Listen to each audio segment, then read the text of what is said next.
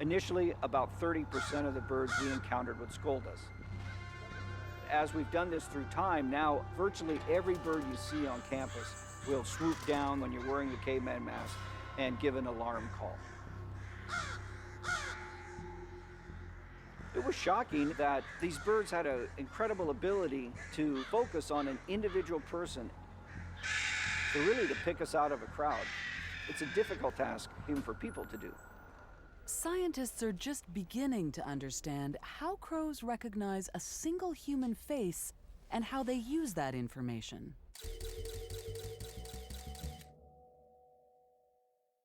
The adult birds are showing us that they're very intelligent. In essence, they've learned a harmful face with one trial exposure. One catch, and they remember that face on campus for over 2 years.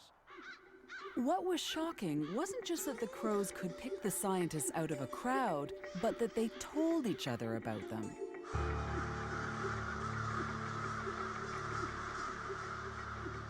Soon, everyone in the group, known as a murder of crows, knows who their friends and their enemies are. The crows who gather near the small farming community of Chatham, Canada, know that there are far more enemies here than friends.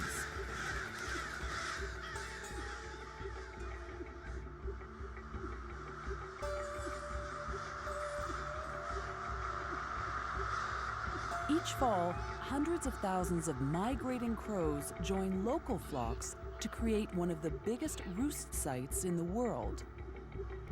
Crows liked what humans did to North America. They liked it a lot. I think they like what we like. We like open spaces with trees, and that's what they like. So we cut down all the forests in the east, made them opened up, still a few trees for nesting and all that. They like that. And now they're everywhere. Crows are always watching, learning, and remembering. They're especially attentive on garbage day. Crows memorize the garbage truck routes, learning when the best time is to scavenge some succulent treats. So we're omnivores and we're social. And crows are omnivores. And sometimes we don't like the animals that have the same qualities as us. We don't like crows because crows are opportunistic. And so are humans, though. Crows are invasive. Crows will do all sorts of things that humans do that we are not particularly proud of doing, like feeding on garbage. That long cultural interaction we've had with crows in a negative way has seeped into our modern culture.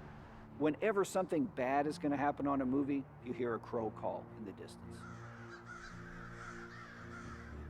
The mayor of Chatham tried to rid the city of their crow infestation by introducing a shooting competition. But as soon as one crow was shot, the word went out, and they all learned just how high to fly to stay out of the range of the pellets. That's when the city turned to Ulrich Waterman and his hawk Harriet to try to drive the crows out of town.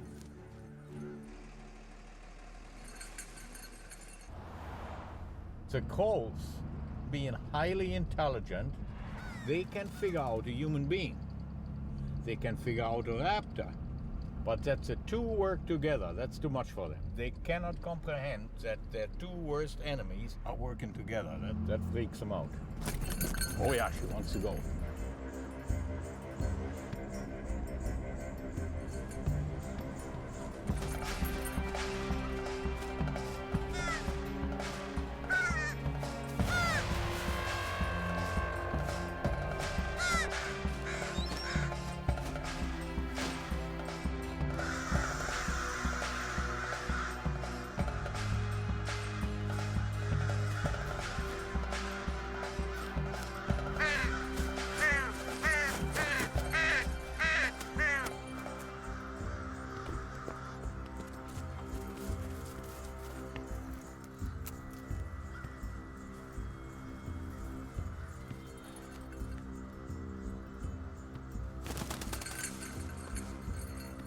let another one go. The reason that I let that crow go is she was not much harmed and is in good shape to join her friends there, and she will tell the story of what just happened to her. See them all, they all coming up now, and she is joining them now and telling them the horrible story. Crows learn from each other's misfortunes. When one is killed in a farmer's field, it's not uncommon for them to change entire migratory patterns so that no crows fly over that field for as long as 2 years. There's no doubt about it. Crows talk.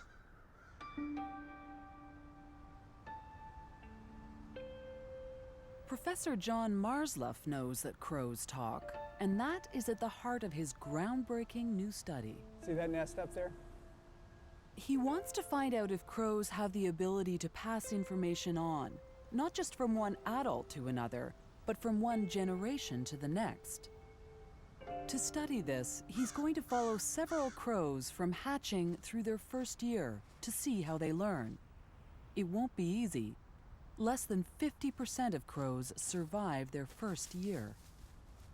Right now, all we know is that there's eggs up there, and it's really a gamble whether those eggs are going to turn into young birds that we are then able to follow when they leave the nest and encounter new things in their environment.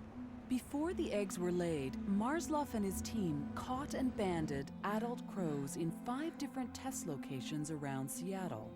They wore a different mask at each location. Now, a handful of crows at each of those test sites, including our crow parents, has learned that one specific mask means danger. What Marsluff wants to find out is whether the parents will pass on their knowledge of the dangerous face to their young. And will the young not just learn to recognize this face, but remember and use this information months from now when their parents aren't around? Surprisingly, this kind of learning in the wild has only been proven with primates. We're trying to see the fledglings in this nest. When the team stands in the park without their masks on, the crow's response appears to be quite normal. So those are just regular caws communicating certainly some excitement, but not a scolding vocalization. Now, as part of the experiment, he puts on the mask, and it's a whole different story.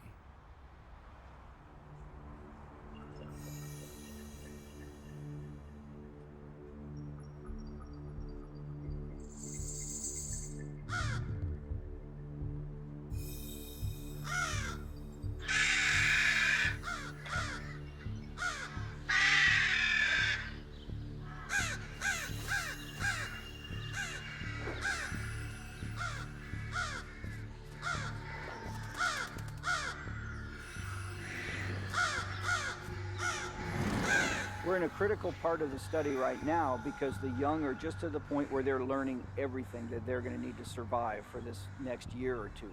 And we want them to learn as part of this process that some people are bad, in particular our face with the mask on it is bad.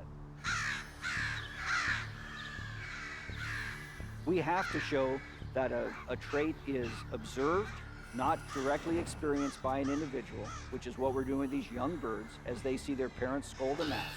Then we have to see if they have learned from their parent to respond, and do they take that learning and that memory with them as they establish in a new place. That's really a hallmark of intelligence that is seen in very, very few animals. It's the sort of thing that is required for culture to evolve. If Marsluff is able to show that each generation of crows is capable of building on an earlier generation's knowledge, then he will prove that crows possess a kind of evolutionary advantage shared by only a handful of the world's smartest creatures. How'd you score that one, Dave? Beautiful. They stayed back there swarming on me while we were even waiting. Awesome, That was yeah. It was just like that was beautiful. Yeah. Beautiful. While Marsluff and his team are watching the crows, someone else is watching them. The U.S. Department of Defense is funding their study, because they think the crow's ability to recognize faces and point out the bad guys might have applications beyond the bird world. For millennia, humans have looked upon crows as highly intelligent creatures, the wise guy, the trickster. Only recently have crows become a focus of major scientific scrutiny around the world. Scientists want to know why crows, who don't have the biggest of all the bird brains, are proving to be the most intelligent of all the birds. Crows do not have the biggest brains of all birds, parrots do, but it's crows that are by far the top among birds. Whether it's the American crow, the European species, the North American species, every continent of the world has its crow, its member of the genus Corvus, that's at the top of the rankings for that particular area of the world.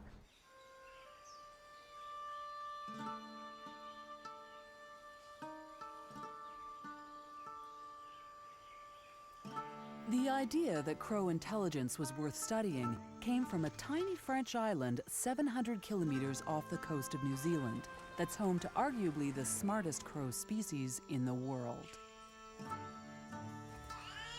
In 1993, scientists from the University of Auckland discovered that New Caledonian crows had an ability long thought to be the domain of humans and great apes: the ability to use tools. It's a bit of a puzzle. Why is it that it really is just this one species of New Caledonian crow stuck on a relatively small island in the Pacific that uses these really complex tools? Russell Gray is part of the team that made that first astonishing discovery, and he continues to return to the island to study these remarkable birds. Alex Taylor has spent the last 2 years on the island, living with the crows and conducting experiments. In terms of biodiversity, it's on the kind of top 10 hotspots for the world. There's just so much stuff here that just doesn't live anywhere else. And especially with the insects and plants, there's tons that's not even been documented. So it's kind of a really special place. What's truly remarkable is that New Caledonian crows don't just use tools, they make them as well.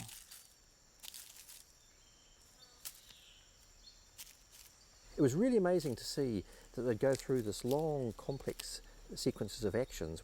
It wasn't just like one step, like rip off a stick, and it wasn't even 2 steps. It was breaking off at a difficult place the branch below a fork, trimming off the side branches, and then crafting away at the base of the fork to get a really functional hook tool. And that was really amazing to see an animal, knowing there's some food there, putting all this effort into getting its tool just right for the job. There's really 3 species that make tools: elephants, chimpanzees, and New Caledonian crows. So just 3 out of 6 million or whatever that's on the planet. People went wild when Jane Goodall found that chimps could actually use tools at all. And the chimpanzees have never been found to use hooks in any kind of way. So to find a crow species that's using tool use and making tools in a much more sophisticated way than the chimps, really, I think, it hit everyone's radars. Sometimes you see really complex things, but there's some simple trick to it, some lower level behaviour that underlies it. Well, any behaviour you see like that in the wild makes you think. It makes you think, I really need to do an experiment.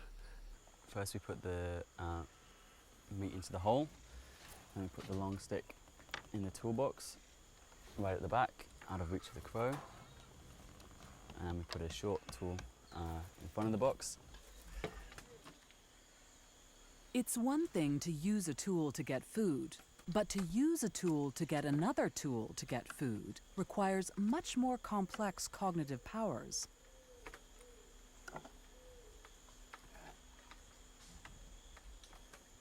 This meta-tool use, as it's called, is considered to be crucial in the evolution of humans. Well, the thing that sparked technical evolution in humans was when we started using rocks not to crack nuts or bones or other bits of food, but use them to crack other rocks. So it's really interesting to find that a crow species can actually do this meta-tool use. That's cool. Because then we start having some kind of idea of the kind of cognitive abilities that our early ancestors might have had. Just how smart are these crows? In an experiment that has never been tried before, this crow will be challenged to push its abilities to the next level. And we're looking to see if the crow can act out a three-step plan, like 3 chess moves into the future, and pull up the string to get the short tool, take the short tool to get the long tool, and then take the long tool to get the food. Oh, this should be really, I'm really fascinated by this. I really want to see if they're able to do it, because I hope they can, but it may just be too long a distance between their first action with the string and the time they're getting the food, so they're going to kind of forget what they're doing once they're up and string pulling. So yeah, I'm really curious to see how this is going to go. This is the first time this experiment has ever been attempted, and our cameras are there to record what happens.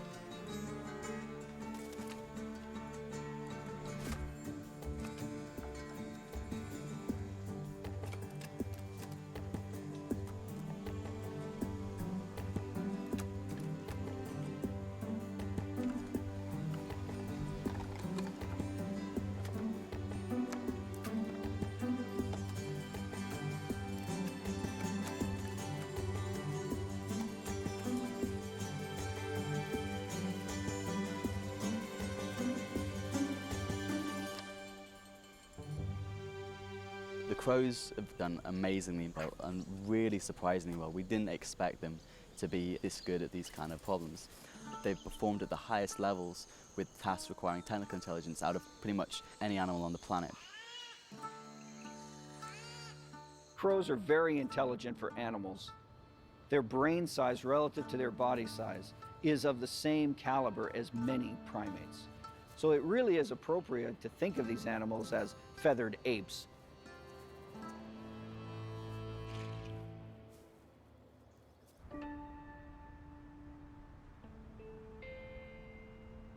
Back in Seattle, John Marsloff's test crows, who hatched 2 weeks ago, are growing up fast.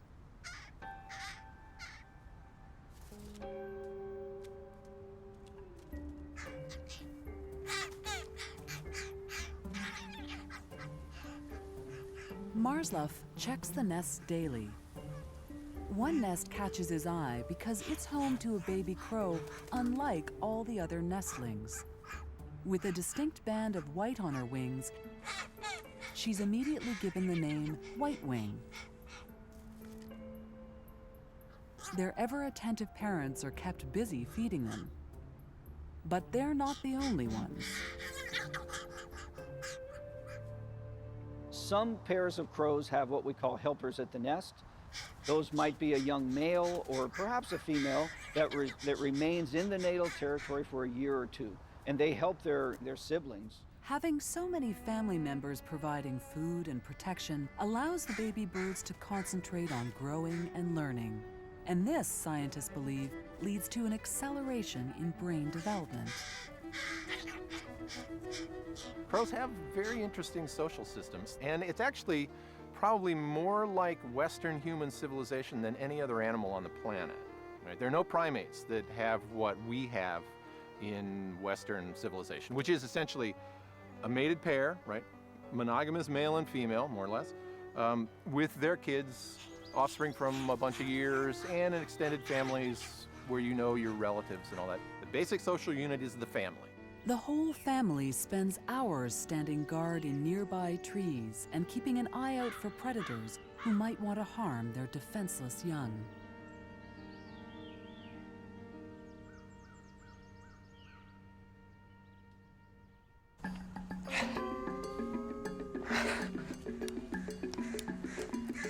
At 3 weeks old, the baby crows are almost ready to leave their nests.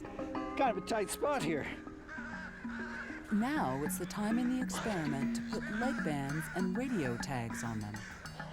The team is ready on the ground to catch any crows who might decide to make a break for it. All right, Dave, get ready. Get ready, Heather. There he goes, Dave, right at you. I got him. We got him.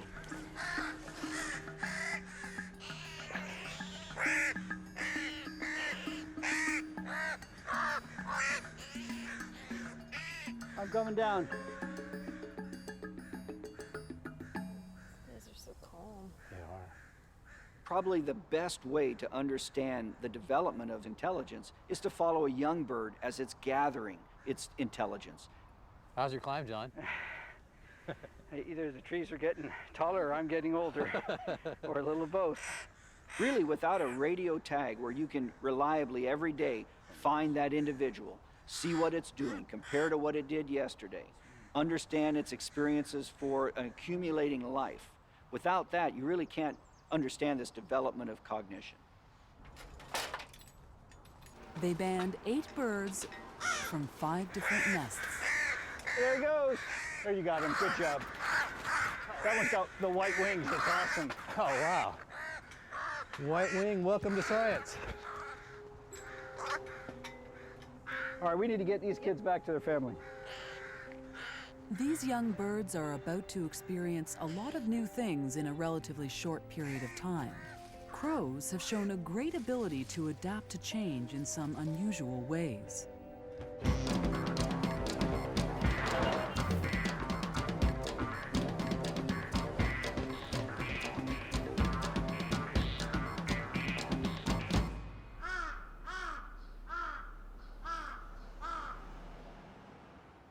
As Tokyo has grown into the world's largest city, humans and crows are thrust closer and closer together. It's not been an easy accommodation for humans. Crows and humans are at war with one another. The crows' resourcefulness comes from their intelligence. Their adaptability is their strength.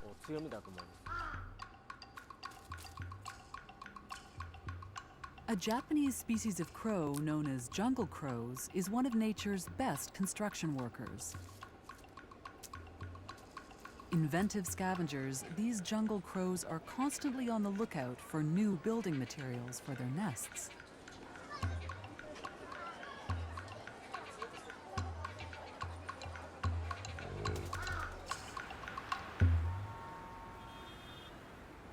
In Japan, where laundry is done almost daily, it's a common sight to find clothes drying outdoors on metal hangers. For crows, this is an opportunity far too tempting to pass up.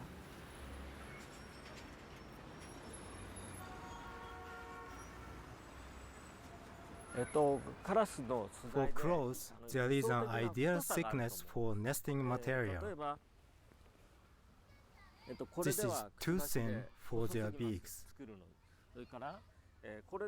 This is too thick. This is a perfect thickness. It is exactly the thickness of a wire hanger. Jungle crows shape their nests to fit the female's body. The crow manipulates the hangers to create her own made-to-measure nest.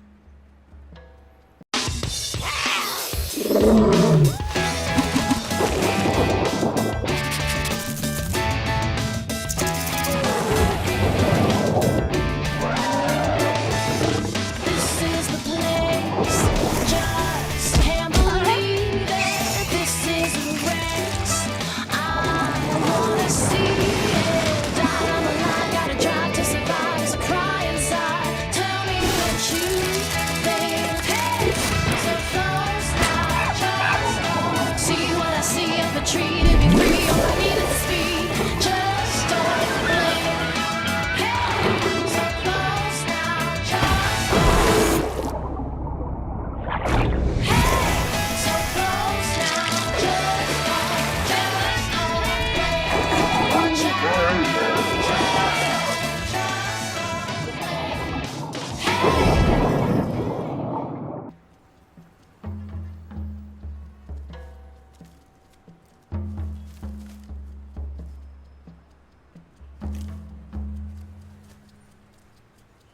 Using hangars as nesting material might be a clever adaptation to life in an urban jungle, but when the crows opt to locate their nests in some place other than a tree, it can lead to shocking consequences. Nests intertwined with metal hangars have stopped high-speed trains in their tracks and caused blackouts in entire neighborhoods. So the Japanese have come up with their own clever response.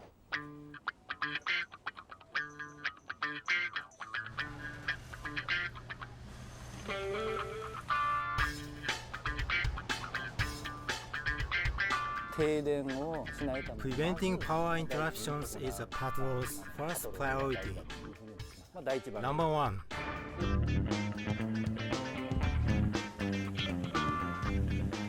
The Crow Patrol of the Kyushu Electric Power Company fans out with a single mission: to find and destroy the homes of destructive squatters.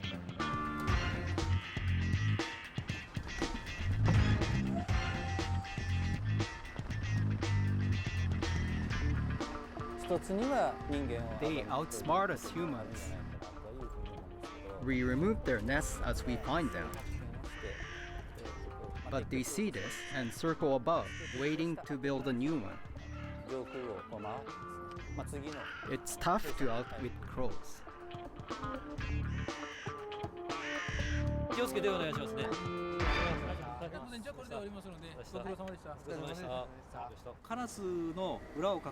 When we work hard to develop a strategy against them, crows develop counter-strategies to foil it. All we can do is to look for new methods based on our experiences, apply them, and deal with the outcomes. That's the only way we can manage. I think the crows are as smart as we are, so we feel challenged. We think we have to fight against them. We are competing with the crows, these smart birds, as our intellectual equals in this fight. Not long after Marsluff and his team have returned the newly banded test babies to their nest, they're ready to head out on their own.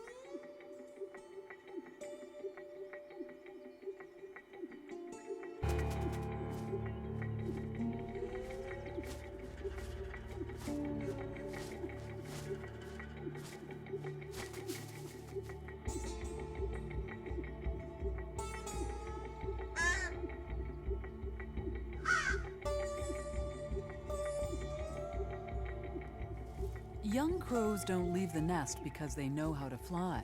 They leave because it's too dangerous to stay. Life on the ground is only marginally safer.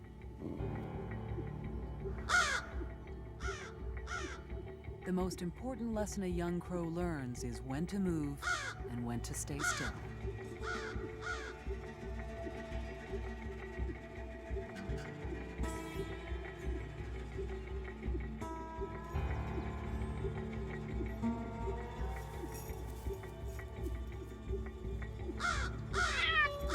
This parent's verbal signals could mean the difference between life and death.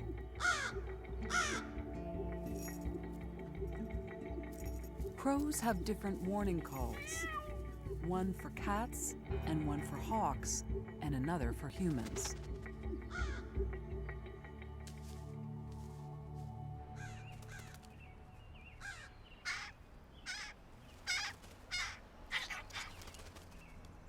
Scientists have identified over 250 distinct crow calls.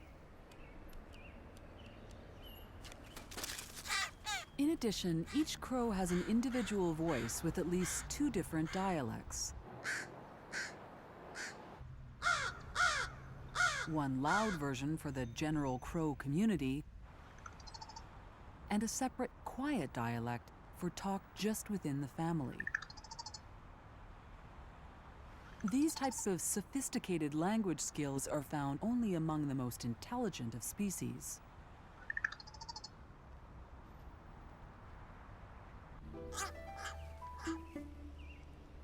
Whitewing and her brother have managed to survive their first month. They might look fully grown, but they're at the equivalent stage of a toddler.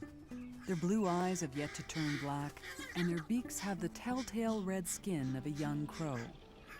They're at the very beginning of learning what it takes to be a crow. Nobody's really studied the acquisition or the learning process at this initial stage out of the nest, but it's got to be phenomenal. They're encountering all sorts of things at that time, new foods, new dangers. They're learning all about their world in a very short, hectic time when they are not very coordinated, so they're also learning how to hold themselves and move through this three-dimensional world. Even once White-wing is mobile, she continues to beg and rely on her family for food. Crows can spend up to 5 years with their parents, the longest natal period amongst bird species. Like humans, the proper nurturing and education of their young takes time and gives youngsters more time to observe and learn. This luxury of time is a huge contributing factor to a crow's cognitive development. The family provides for almost every need: food, grooming, and perhaps even affection.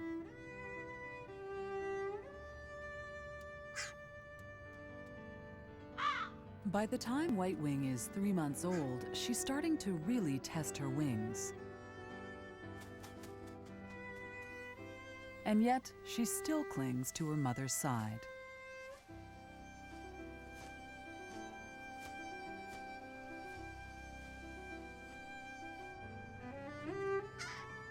Crows seem to need to be close to each other, especially their parents.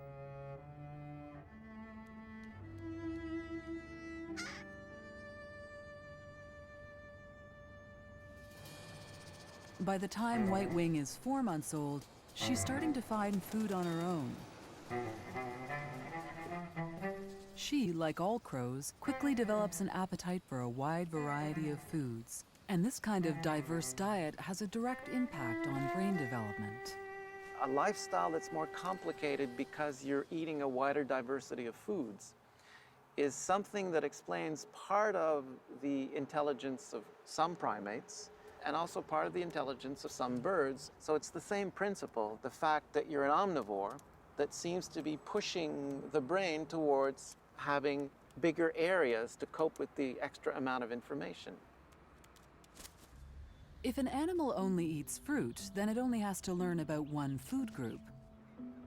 Crows eat fruits, vegetables, and meat, so they have to be able to identify and learn how to work with all these foods. Walnuts, for example, are a bit of a challenge, but crows have figured out not just how to get the husk off them, they've mastered the art of how to crack a tough nut.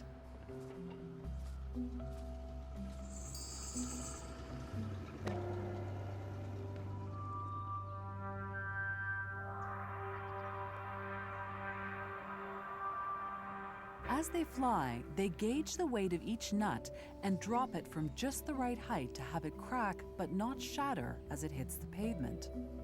Then they follow the nut down to make sure no one steals it.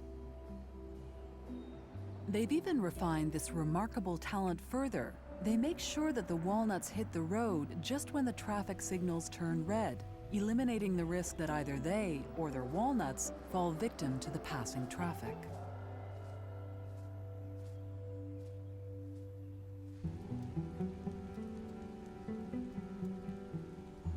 White-wing is starting to master some of the skills of being an omnivore. Clearly, it's a big learning curve.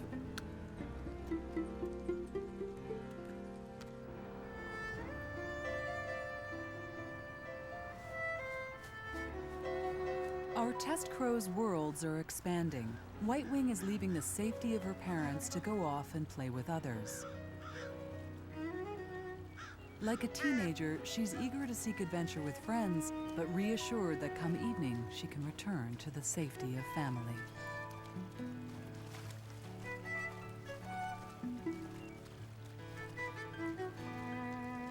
Social animals are typically some of the most intelligent animals, and it makes sense. Being social has a lot of demands on you that require your ability to learn and remember things.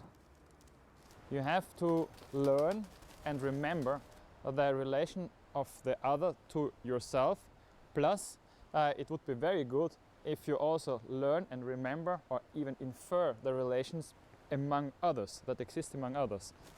So the more the group is structured by different types of relationship, the more brain power you need to calculate all those different type of interactions.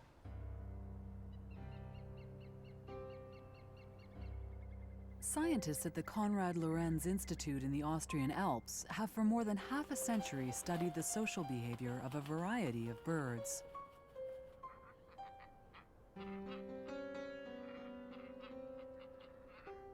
Now they're turning their attention to crows.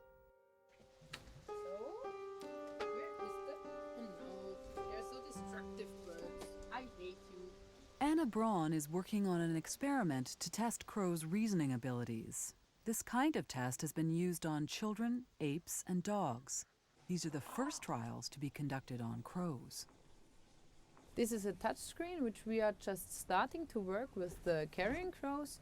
And here you see a two-choice procedure in which the birds get the option between two different icons.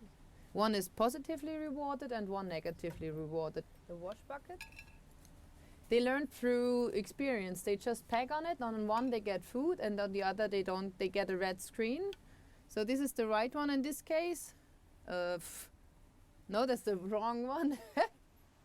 And then a picture combination appears on the screen with an image the crow has never seen before. It now has to infer which image will bring the reward. When this task was presented to children, they mastered it after just a few tries.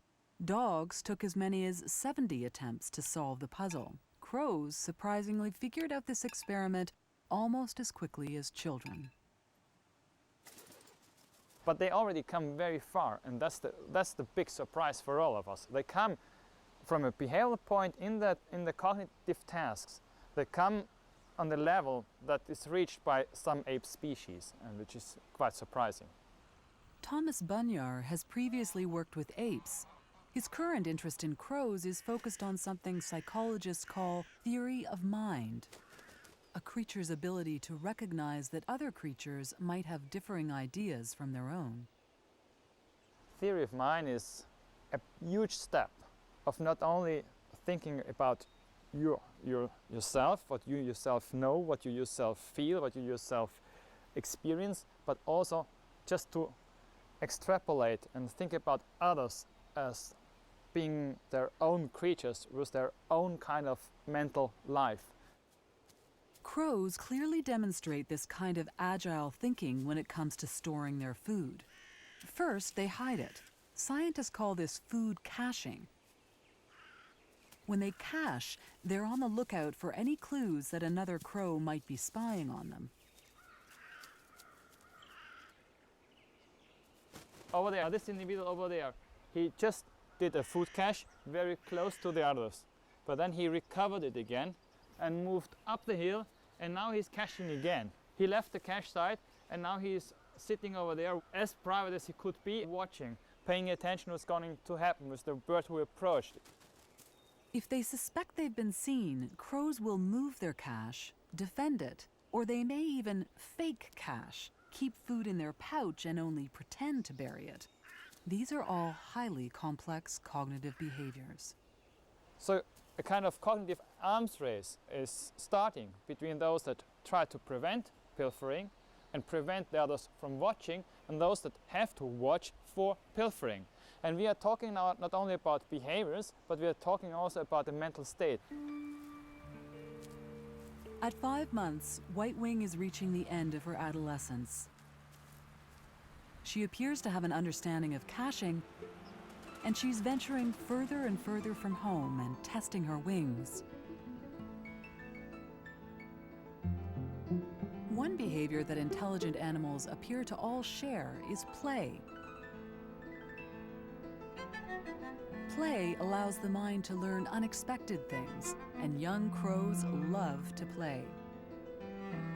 These flights of fancy are more than just fun-seeking, though. White Wing and her pals are building up strength with these cannonball rolls, and these loop-de-loops are the perfect way to evade a hawk in hot pursuit.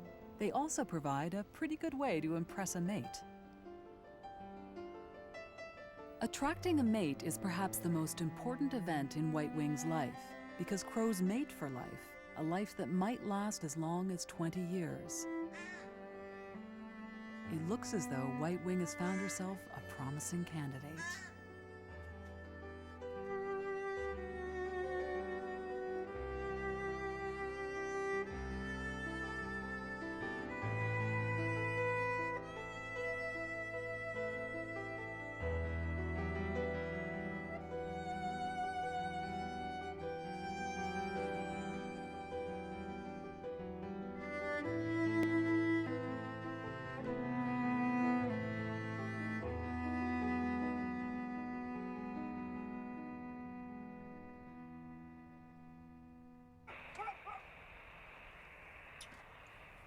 Marsluff is having trouble finding one of his young crows at another of the test sites. Wow, we're getting closer. So it's still not that close. I got the gain up fairly high.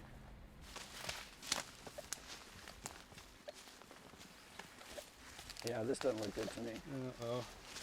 That looks like the sort of place somebody would come to eat somebody. Oh, there's the culprit. Cooper's hawk. Cooper's hawk? Yeah.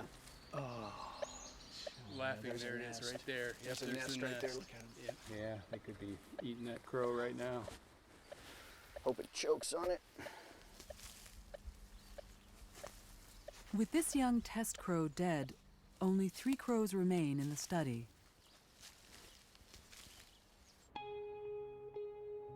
He knew from the start it wasn't going to be easy to follow young crows for a year.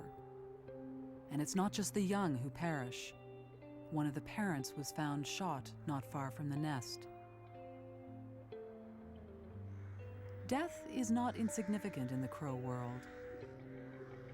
People have witnessed a mysterious scene that they can only describe as a crow funeral, where crows gather together en masse to mark the site where one of their own has died. They sit silently for a few minutes, and then they take off without a sound. Eerie is how it's been described.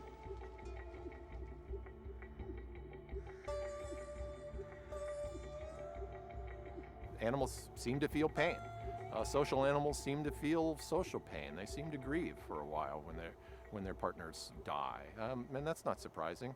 You know, that's evolutionary, the same evolutionary tools working for people as it is for animals.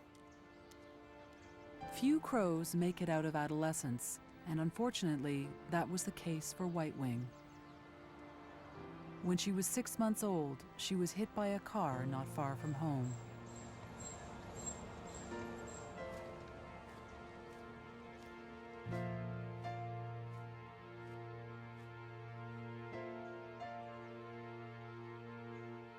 With White-wing dead, there's only 1 crow left in Marsluff's experiment.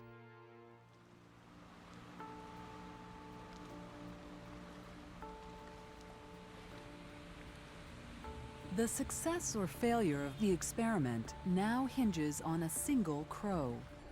But first, he has to find his subject, who's disappeared somewhere in Seattle's urban jungle. This bird is extremely difficult to find. It's in an area that has lots of places it can hide from a ground walking person. If we could fly, it'd be a lot easier here. But this bird is all over the place. It's expanding its range. Could be anywhere in here. And it moves very quickly out of our sight and out of our telemetry range. Yeah, it's needle and haystack. We have a little better line on the bird because we have a radio on it, but it's an awful lot of luck. We had a signal coming up this way, you know, I don't know, it could be anywhere in here. I got nothing here. Let's try it this way. You guys hear birds at all? Nope. I hear them in my dreams now.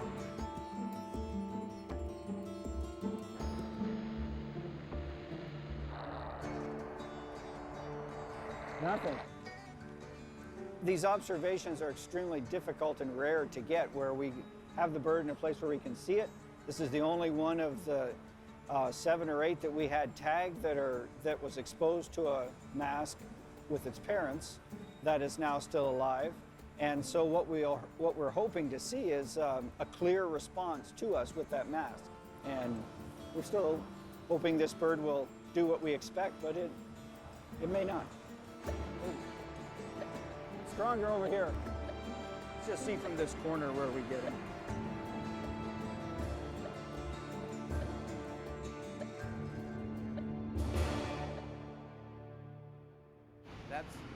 That's exciting. It's $1 million crow. Why? Well, we've just put a lot of effort into finding him. Oh, today. okay. Well, I'm glad you found it. Yeah. Looks great. The antenna looks good. Well, there he just flew now. He's perched right there. I think if we walked from here, it'd be pretty good. The final stage of Marsluff's experiment begins. As he walks back and forth within sight of the last crow, the subject's reaction is one of benign indifference. I'll go back by with the mask on and see if we can see any difference. As he was growing up, this young crow repeatedly saw his parents scold researchers wearing a particular mask. Now Marsluff puts that same mask on. He's not expecting the same reaction he got with the crow's parents. This is a young bird, naive and inexperienced, and trying to learn to cope on his own. If he makes any call at all, it would be significant. But Marsluff's fear is he might just fly away. For a moment, it seems like he's done just that. But then the bird takes another perch higher up, keeping a close eye on Marsluff and his mask.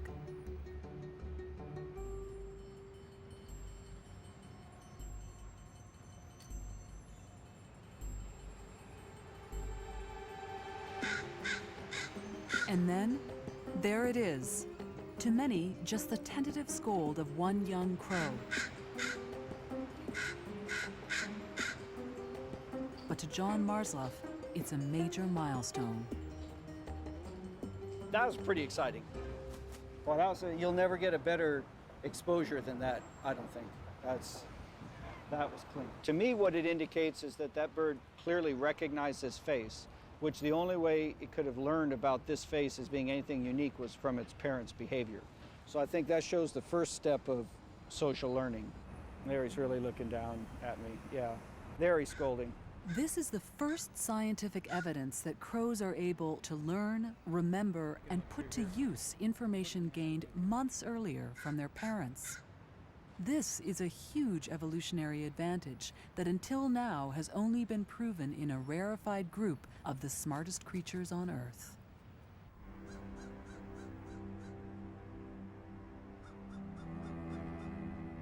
This year has been really full of discoveries, I would say, for us. We've learned that crows are able to recognize and distinguish many different people and remember the deeds we've done to them, be they good or bad, for a long period of time.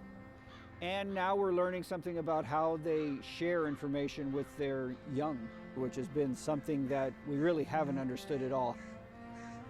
And with this radio tag crow that we've been following coming to the roost here tonight, that bird has taught us a tremendous amount, that indeed just hanging out with your parents, a young crow soaks up a lot of information, and they learn that very rapidly.